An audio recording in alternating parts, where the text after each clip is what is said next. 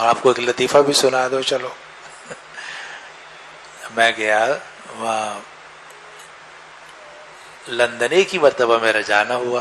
اس وقت تک یہ واقعہ نہیں ہوا تھا کہ 11 کا. تو خیر وہاں پہنچا تو ایک بزرگ ہے وہاں، بڑے مفتی ہیں، بڑے عالم. وہ مجھے ملے، کہنے کا بڑا لطیفہ ہوا ہمارے ساتھ. کہنے کا یہ ہوا کہ حضرت مولانا تقی عثمانی صاحب تشریف لائے ہوئے تھے آئرلینڈ. تو وہاں بڑے بڑے علماء کا اجتماع تھا، اور کچھ یورپ میں جو مسلمانوں کے مسائل ہیں اس سے متعلق علماء جمع تھے. تو کہنے لگے کہ ایک ہوٹل تھا، اس میں سب ٹھہرے ہوئے تھے، مسجد بہت دور تھی. تو ظہر کی نماز کا وقت آ گیا تو سب جمع تھے وہاں نیچے، انتظام کر لیا تھا نماز کا. تو ہال کے اندر نماز کا وقت آ گیا تو سب نے حضرت تقی صاحب کو آگے کر دیا گیا، شیخ صلی بنا الظہر. کہتے ہیں سبھی مسافر تھے، کیونکہ وہاں کا تو اکا دکا ہی کوئی آدمی تھا، سب باہر سے آئے ہوئے تھے. تو یہ کہ حضرت نے اللہ اکبر کہہ کر 2 رکعت ظہر کی نماز پڑھا دی. پھر اس کے بعد جب حضرت نے ظہر کی نماز پڑھا کے سلام پھیرا تو وہ پیچھے سارے عرب تھے، جی ائمہ ثلاثہ کے ماننے والے. وہ کہنے لگے یا شیخ صلی بنا العصر.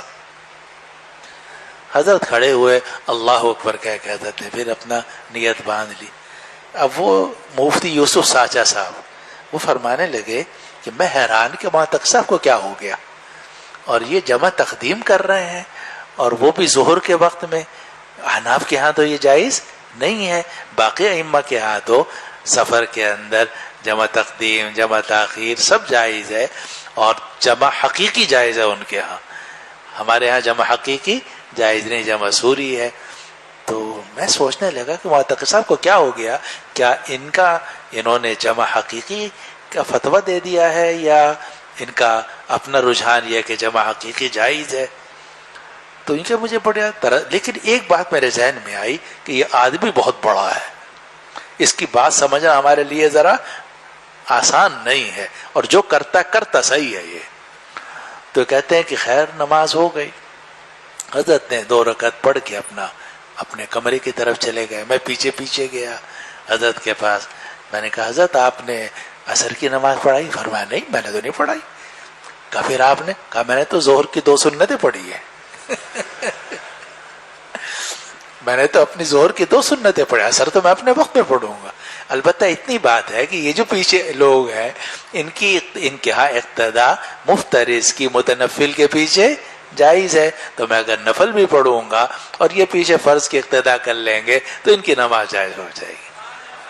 اب دیکھ یہ ہوتا ہے فقیہ، سمجھ، اور بات کو سمجھنا، مسائل کا استحضار رکھنا، اور پھر ان مسائل پر طریقے سے حکمت کے ساتھ موعظہ حسنہ کے ساتھ. فرمایا ہم تو عصر کی نماز اپنے وقت میں پڑھیں گے. تو یوسف ساچا صاحب فرماتے ہیں کہ مجھے پہلے بھی اندازہ تھا کہ یہ آدمی بہت بڑا ہے اور اس کی بات سمجھنا آسان نہیں ہے، لیکن پھر تو یقین ہو گیا کہ واقعی بہت بڑا آدمی ہے. تو اب یہ جو ائمہ ثلاثہ ہیں ان کے ہاں بچے کے پیچھے بھی نماز جائز ہے. اقتداء مفترض بمفترض آخر، اقتداء متنفل بمفترض، سب ان کے ہاں جائز ہے. اس لیے کہ وہ کہتے ہیں کہ آپ کی اپنی نماز ہے، اس کی اپنی نماز ہے، اور کوئی دوسرے کی نماز کا متضمن نہیں ہے. اس لیے ان کے نزدیک سبھی کی امامت اور متنفل کے پیچھے مفترض کی امامت سب